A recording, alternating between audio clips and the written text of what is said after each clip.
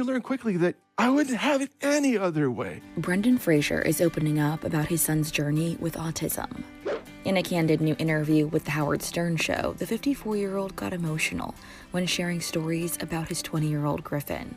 This kid has the most joy on board of anyone I know, and he happens to be related to me as my son. I want to know what he thinks is so gut-bustingly funny all day long in a genuine way. He's cracking himself up, that he loves to go for a ride in the car. It doesn't matter where you're taking him, that he would sit on... He would go on a big airplane and ride commuter flights between here and Philly all day, if he could, just because those are the things that bring him joy.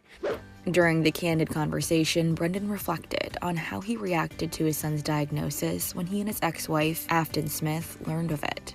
When I found out that my kid has a diagnosis at 22 months, 24 months, I should ask Afton again, I forget.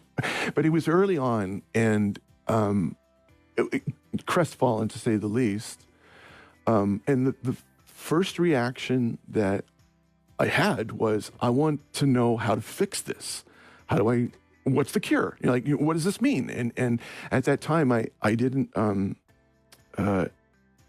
you're just hit with a baseball bat in the back of the side of the head. You don't, what? This isn't the way it's supposed to turn out. And you blame yourself and you think, oh, my genealogy, or I don't know, I smoked weed in college, or what, you start blaming yourself over the reasons why. And it's like trying to get a straight answer out of a leprechaun. It's like, why does this happen? And the answer is, for reasons unknown. Now, Brendan says he makes sure to reach out to fans with autism when he is at public events. There are those also who I can clock from across a convention room hall, who I can tell right away that he's on the spectrum. That there's somebody who needs a little more love, a little more time, because they're autistic or they have Asperger's. Right. And this is their world. This is where they belong. He also explained to the host why carving that special time out is so important to him. No matter all of the noise surrounding the hysteria that goes into the whole celebrity I always stop a train to have a moment with them, because my oldest son is autistic.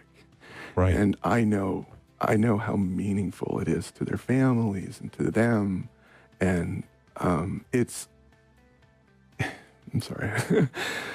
It means a lot to feel like you can gratify someone just simply by showing up.